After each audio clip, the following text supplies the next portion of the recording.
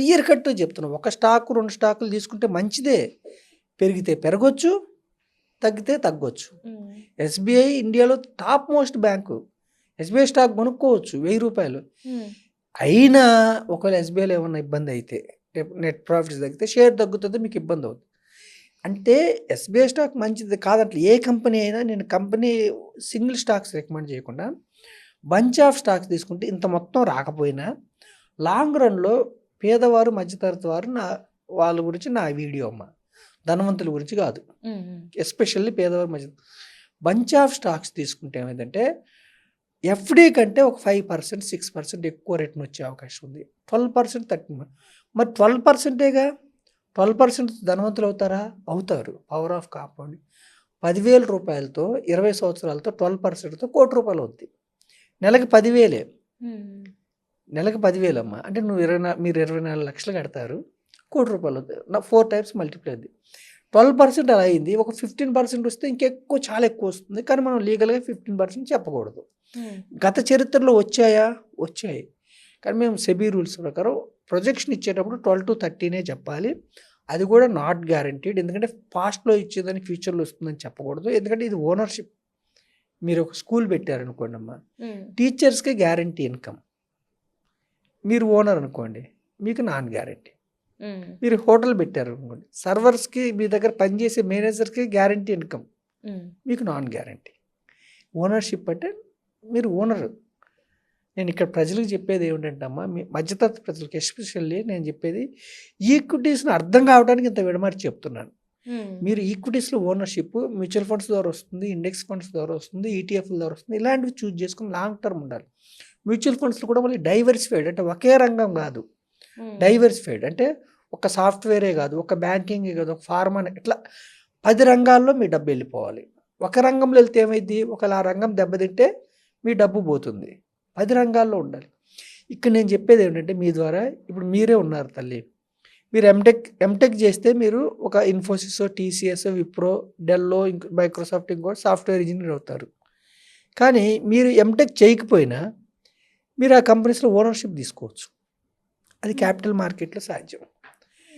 మీరు ఎంబీబీఎస్, ఎండి, ఎంఎస్ చేస్తే హాస్పిటల్ యశోదనో ఇంకోటి డాక్టర్ అవ్వచ్చు. మీరు ఎండి, ఎంఎస్సి, ఎంబీబీఎస్ చేయకపోయినా కిమ్స్ హాస్పిటల్లో, అపోలో హాస్పిటల్లో ఓనర్షిప్ తీసుకోవచ్చు క్యాపిటల్ మార్కెట్లో. మీరు ఎంకామ్ చేయలేదు, బ్యాంక్స్లో ఎంప్లాయ్ కాదు, అయినా మీరు ఒక బ్యాంకర్ అవ్వచ్చు, బ్యాంకులో ఓనర్షిప్ తీసుకోవచ్చు. అందుకే క్యాపిటల్ మార్కెట్స్ని నేను ఎంత అర్థమయ్యేలా చెప్తున్నాను. ఇందులో కూడా మరి క్యాపిటల్ మార్కెట్స్లో మరి ఆ కిమ్స్లో ఇంకొకటి తీసుకున్నప్పుడు ఒకవేళ ఆ కంపెనీస్ దెబ్బతింటే సామాన్య మానవులు నష్టపోతారు. కాబట్టి నేనేమంటున్నానంటే గ్రూప్ ఆఫ్ కంపెనీస్లో పెట్టుకోండి. ఇక్కడ కూడా మీరు నష్టపోరంటే షార్ట్ పీరియడ్ నష్టపోతారు. ఈక్విటీస్లో ఎప్పుడు కూడా షార్ట్ పీరియడ్లో ఛాలెంజెస్ ఉంటాయి. ఏదైనా యుద్ధాలు వచ్చినాయి అనుకోండి అమ్మా, స్టాక్ మార్కెట్ పడుతుంది. మాన్సూన్స్ అంటే ఋతుపవనాలు సరిగా లేదనుకోండి, స్టాక్ మార్కెట్ పడుతుంది. ఇన్ఫ్లేషన్ పెరిగింది అనుకో, ద్రవ్యాలు పడు, స్టాక్ మార్కెట్ పడుతుంది. ఎక్స్పోర్ట్స్ సరిగా లేవు, ఇంపోర్ట్స్ ఎక్కువ ఉన్నాయి అనుకోండి, రూపాయి తగ్గుతుంది, అప్పుడు స్టాక్ మార్కెట్స్ పడతాయి.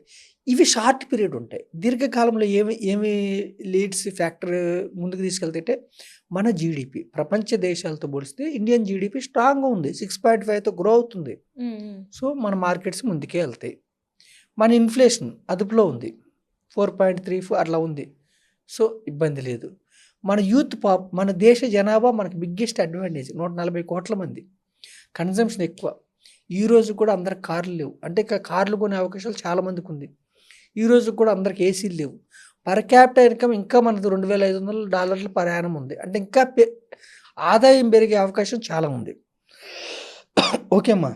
సో మన దేశంలో వడ్డీ రేట్లు ఇవన్నీ ప్రభావితం చూపుతాయి. ఇవి షార్ట్ పీరియడ్. దీర్ఘకాలంలో మన ఎకానమీ ఇప్పుడు 4th or 5th largest economy in the world ఉంది. మన కొన్ని రోజులు 4th, కొన్ని రోజులు 5th కలబడి. నెక్స్ట్ మనం కంటే ముందు అమెరికా, చైనా, జర్మనీ, జపాన్ ఇట్లా 4 ఉన్నాయి అంతే. మనము వికసిత్ భారత్, ఇప్పుడు మనం మ్యానుఫ్యాక్చరింగ్ మీద కాన్సన్ట్రేషన్ పెట్టాం. ఒకప్పుడు ఐఫోన్స్ దిగుమతి చేసుకున్నాం, ఇప్పుడు ఎక్స్పోర్ట్ చేస్తున్నాం. సెమీ కండక్టర్ ఇండస్ట్రీకి మనము ఇప్పుడు ఊతం ఇస్తున్నాం. మన దేశం సెమీ కండక్టర్ కంపెనీస్కు మ్యానుఫ్యాక్చరింగ్ హబ్గా మారబోతున్నాం మనం.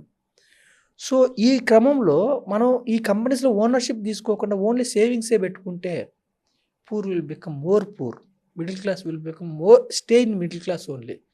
So you will become, you would be part owner of the companies. Risk ఉంటుంది, షార్ట్ పీరియడ్ ఉంటుంది. ఇలా మీరు డైవర్సిఫైడ్ ఫండ్స్, లేదంటే ఈటీఎఫ్లు, లేదంటే ఇండెక్స్ ఫండ్స్ ద్వారా తీసుకుంటే దీర్ఘకాలంలో మీకు ఒక డీసెంట్ రిటర్న్ వస్తుంది. పవర్ ఆఫ్ కాంపౌండింగ్ అంటే రిటర్న్ మీద అలా లెక్కిస్తారనమాట. దానివల్ల మీకు డబ్బు సమకూరుతుంది.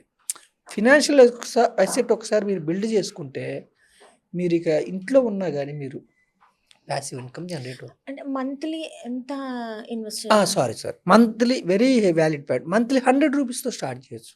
ఎవ్రీ మంత్ ఎవ్రీ మంత్ 100తో స్టార్ట్ చేయొచ్చు. మీరు మంత్లీ 100 రూపీస్తో స్టార్ట్ చేయొచ్చు. క్యాపిటల్ మార్కెట్స్లో ఉన్న అడ్వాంటేజ్ చిన్న వ్యక్తులు కూడా స్టార్ట్ చేయొచ్చు. ఇప్పుడు మీరు చెప్పారు క్యాపిటల్ మార్కెట్లో 100 రూపీస్ పెడితే సరిపోతుంది అని అన్నారు. సో నేను ఎవ్రీ మంత్ ఒక హాస్పిటల్ చూస్ చేసుకున్నాను అనుకోండి సార్, కీమ్స్, అపోలో ఏదైనా అనుకోండి. ఇప్పుడు దీంట్లో చూసుకుంటే నాకు ఎలా తెలుస్తుంది? నేను ఇప్పుడు జస్ట్ మీరు గూగుల్లో కిమ్స్ షేర్ ఎంతని కొట్టండి, అది 100 ఉందా, 500 ఉందా, 1000 ఉందా మీకు వచ్చేస్తుంది. ఎవ్రీ మంత్ కొనుక్కుంటూ వెళ్ళొచ్చు. అయితే నేను మళ్ళీ ఏం చెప్తున్నానంటే అమ్మా, ఒకే షేర్ కొనుక్కుంటే 5 ఏళ్ళు 10 ఏళ్ళలోనే కోటీశ్వర్లు అవ్వచ్చు. ఆ షేర్ అలా పెరిగితే, దెబ్బతింటే డబ్బులు పోవచ్చు, లేదా పెరగకుండా అక్కడక్కడే ఉండొచ్చు. అందుకని నేను మన ఎపిసోడ్ ద్వారా, ఎస్పెషల్లీ మన ఎపిసోడ్ ద్వారా పేద ప్రజలు, మధ్యతరగతి వాళ్ళు నష్టపోకూడదు కాబట్టి నేను ఒకే కంపెనీని ఎన్నుకోవద్దు. ఇప్పుడు మనం 100 రూపాయలు పెట్టాము, గ్రూప్ ఆఫ్ కంపెనీస్ ఎన్నుకుంటే కిమ్స్లో కూడా కొంచెం పార్ట్ వెళ్తుంది. అంటే వీళ్ళకి ఫండ్ మేనేజర్, ఇప్పుడు ఇండెక్స్ అనుకోండి, మీరు నిఫ్టీ ఫండ్ అనుకోండి, ఆ 50 కంపెనీస్ మీకు గూగుల్లో వచ్చేస్తాయి. ఆ 50 కంపెనీస్లో మీ డబ్బు వెళ్తుంది. సెన్సెక్స్ అంటే సెన్సెక్స్లోకి వెళ్తుంది, లేదు సెన్సెక్స్ 100 అంటే 100 కంపెనీస్లోకి వెళ్తుంది. లేదు మ్యూచువల్ ఫండ్స్ అయితే వాళ్ళు పోర్ట్ఫోలియో ఇస్తారు, ఏ కంపెనీస్లో పెడుతున్నారు. దీనివల్ల ఏమిటంటే అమ్మా, ప్రతి నెల వాళ్ళు ఏం చేస్తారంటే మ్యూచువల్ ఫండ్స్ ద్వారా చేస్తే ఒకవేళ ఫండ్ మేనేజర్స్, కొన్ని కంపెనీస్ ఏమవుతారంటే కాంపిటీషన్ వల్ల కావచ్చు, జియో పొలిటికల్ టెన్షన్స్ వల్ల, ఇంకోటి దేనివల్ల ఒక్కోసారి కొన్ని కంపెనీస్ బాగా పెర్ఫామ్ చేస్తే, కొన్ని కంపెనీస్ బాగా పెర్ఫామ్ చేయవు. సపోజు ఇప్పుడు సమ్మర్ వచ్చింది అనుకోండి, ఏసీలు అట్లాంటి కంపెనీస్ పెరగవచ్చు, పవర్ సెక్టార్ పెరగవచ్చు. అట్లా ఇప్పుడు ఐటీ సెక్టార్ ఉంది, లాస్ట్ 1 ఇయర్లో 25% డౌన్ అయింది. ఇన్ఫోసిస్, టీసీఎస్, విప్రో ఇవన్నీ మంచి కంపెనీస్ కాదా, మంచి కంపెనీస్, కానీ 25% మైనస్ అయింది. అంటే 1,00,000 పెట్టిన వాళ్ళకి 75,000 అయింది. సో మీరు ఒకే కంపెనీ చూజ్ చేసుకుంటే ఈ లాస్ వచ్చే అవకాశం ఉంటుంది. అందుకని గ్రూప్ ఆఫ్ కంపెనీస్ పెడితే ఏమిటంటే, మీరు 100 రూపాయలు ఒకే కంపెనీలో పెడితే 25% పడితే 75 రూపాయలు అవుతుంది. ఇక్కడేమవుతుంది, ఈ 100 రూపాయలు ఆ ఐటీ కంపెనీలో పెట్టేది 3 రూపాయలు 5 రూపాయలు కాబట్టి లాస్ వస్తే 100 రూపాయలు రూపాయి తగ్గుతుంది. అర్థమైందమ్మా? డైరెక్ట్ స్టాక్స్ పెడితే లాస్ వచ్చినప్పుడు 25% పెడితే ఇక్కడ 2% పడుతుంది. పెరిగినప్పుడు ఇక్కడ 25% పెడితే ఇక్కడ అంత పెరగదు, 2 to 5% పెరుగుతుంది. అయితే మన ఎయిమ్ ఏమిటి, పేద ప్రజలు, మధ్యతరగతి ప్రజలు, ఎస్పెషల్లీ జెడ్ యూత్ ధనవంతులు అవ్వాలి. షార్ట్ పీరియడ్ కాదు, 10 years 15 years అవ్వాలంటే గ్రూప్ ఆఫ్ కంపెనీస్లో పెడితే మన డబ్బు పోదు. ఫస్ట్ అంటే ఇక్కడ మీరు చెప్పినట్టు 100 రూపీస్తో స్టార్ట్ చేశాను సార్. సరే, నేను పెట్టిన ఫస్ట్ మంత్ నేను 100 రూపీస్ దాని మీద పెట్టాను. నాకు ఆ మంతే లాస్ వచ్చింది అనుకోండి, ఇంక అంతేనా, నా 100 రూపీస్ పోయినట్టే. అస్సలు లాస్ అంటే ఏమిటి, 100 రూపాయలు 98 అవుతుంది, 95 అవుతుంది, 90 అవుతుంది, జీరో కాదు. గ్రూప్ ఆఫ్ కంపెనీస్లో పెడితే జీరో కాదు. ఇండివిజువల్ స్టాక్లో పెడితే కూడా వెంటనే జీరో కాదు. ఏ స్టాక్ కూడా ఒక 3% పడుతుంది, 4 పడుతుంది, 10 పడుతుంది. అట్లా క్రమక్రమంగా కంపెనీ దెబ్బతిన్నప్పుడు క్రమక్రమంగా పడుతూ తగ్గిపోతూ వెళ్తుంది. కంపెనీకి ఏదైనా ఫ్రాడ్ అయింది అనుకోండి, కొనేవాళ్ళు ఉండరు. లోయర్ సర్క్యూట్ అంటే పడిపోతూ వెళ్ళటాన్ని లోయర్ సర్క్యూట్ అంటారు. ఓకేనమ్మా? సో తగ్గుతూ వెళ్తూ ఉంటుంది. అందుకని ఇండివిజువల్ స్టాక్స్ ఇలా పెట్టినప్పుడు ఏమైందంటే, అసలు షార్ట్ పీరియడ్ కోసం ఈక్విటీస్లోకి రాకూడదు. ఈక్విటీస్ అంటే ఏంటి, కంపెనీస్లో ఓనర్షిప్ తరాలు ఉండాలి. షార్ట్ పీరియడ్లో రావద్దు. అట్లీస్ట్ 5 years పైన ఉండాలి. అందుకే రిటైర్మెంట్ అంటున్నాం, అందుకే పిల్లల ఎడ్యుకేషన్ అంటున్నాం, అందుకే ఇల్లు అంటున్నాం. గోల్ కోసం రావాలి. Equities for long term, FDs for short term, bank savings for short term. మీకు 1 yearలోనే మ్యారేజ్ ఉంది సపోజ్, అప్పుడు మీరు ఎఫ్డీలోనే పెట్టుకోవాలి, లేదా బాండ్స్లో పెట్టుకోవాలి. ఇప్పుడు మీరు ఒక స్థలం కొన్నారు, రోజు దాని రేటు చూస్తారా? లేదు. గోల్డ్ కొన్నారు, రోజు దాని రేటు చూస్తారా? ఈక్విటీస్ కూడా అంతే. కంపెనీస్లో ఓనర్షిప్ తీసుకున్నప్పుడు షార్ట్ పీరియడ్లో నష్టాలు వస్తాయి, దీర్ఘకాలంలో కంపెనీస్ అన్ని పనిచేసేది ప్రాఫిట్ కోసం. సార్ ఇప్పుడు రోజు హెచ్చు తగ్గులు ఉంటాయని చెప్పి మనం మాట్లాడుకున్నాం కదా. సో హెచ్చు తగ్గులు ఉన్నది చూసుకుంటే ఈరోజు ఒక 10% మంచిగా ఉంది, హ్యాపీగా ఉంది అని అనుకున్నాం. నెక్స్ట్ డే చూసుకుంటే అది 5% పడిపోయింది. 10% కాస్త 5% పడిపోయింది. సో నేను మీరు లాంగ్ టర్మ్ అంటున్నారు. లాంగ్ టర్మ్ అంటే లాంగ్ టర్మ్లో మనకి ఆ చేతికి మనకి మనీ వచ్చేసరికి ఎట్లా ఉంటుంది సార్ అది మనీ? మనం అనుకున్న స్థాయిలో ఉంటుందా? మంచి క్వశ్చన్ వేసావు. ఇప్పుడు చూడు, నీ డౌట్ ఏమిటంటే 10 ఏళ్ళు పెట్టాను, సపోజ్ ఒక 1,00,000 రూపాయలు పెట్టాను, 10 ఏళ్ళకి ఒక 5 లక్షలు అయింది. అప్పుడు మార్కెట్ పడితే మళ్ళీ పడిపోద్ది కదా. ఇప్పుడు చూడు, నీకు అర్థం కావడం చెప్తున్నా. సెన్సెక్స్లో 1,00,000 రూపాయలు 2024 సెప్టెంబర్కి 2024 సెప్టెంబర్కి సెన్సెక్స్ 86,000. అంటే 100 పాయింట్ల దగ్గర స్టార్ట్ అయిన సెన్సెక్స్ 86,000. అంటే 1,00,000 రూపాయలు పెట్టిన వ్యక్తికి 8,60,00,000. ఈ 2 ఏళ్లలో ట్రంప్ గారు టారిఫ్ల వల్ల కావచ్చు, అమెరికా ఇజ్రాయెల్ ఇరాన్ యుద్ధం వల్ల కావచ్చు, 2 సంవత్సరాల నుంచి మార్కెట్ పెరగల, రూపీ డిప్రిసియేషన్ కావచ్చు, ఎఫ్ఐఎల్ వెళ్ళిపోవడం వల్ల కావచ్చు పెరగలేదు. 77,000 ఉంది సెన్సెక్స్. అంటే 8,60,00,000 వెళ్ళిన సంపద 7,70,00,000 వచ్చింది. అంటే మనం పెట్టింది ఎంత? 1,00,000. ఎంత అయింది? 8,60,00,000కి 2 సంవత్సరాల క్రితం అయింది. ఈ 2 సంవత్సరాలు పెరగకపోవడం వల్ల 7,70,00,000 అయింది. అంతేగాని అసలు తగ్గిందా? లేదు. లాభం తగ్గుతుంది. లాంగ్ టర్మ్లో మీరు 15 ఏళ్ళ వరకు ₹1,00,00,000 అయిందమ్మా. అప్పుడు స్టాక్ మార్కెట్ డౌన్ అయితే ₹1,00,00,000 95 లక్షలు అవుతుంది, 90 అవుతుంది, 85 అవుతుంది. కానీ మీ అసలు తగ్గదు.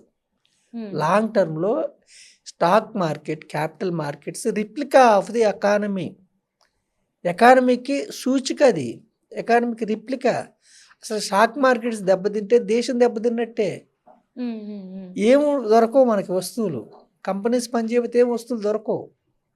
Listed companies పనిచేయకపోతే. బ్యాంక్స్ దెబ్బతింటే దేశంలో ఎవరికి లోన్లు రావు, ఎవడు ఇల్లు కట్టుకోలేడు. అర్థమైందమ్మా? సో లాంగ్ టర్మ్లో ఏంటంటే ఇప్పుడు మీరు 15 ఏళ్ళకి పెట్టారు, 1,00,00,000 అయింది, దెబ్బతింటే 95 లక్షలు అవుతుంది, 90 అవుతుంది, 0 కాదు. అది ప్రజలు అర్థం. అందుకే లాంగ్ టర్మ్ అనేది అందుకే. మరి షార్ట్ పీరియడ్లో 1,95,000 అవుతుంది, 90 అవుతుంది. అందుకే more than 5 years, more than 7 years. Subject to market risk అంటే అర్థం ఇదే.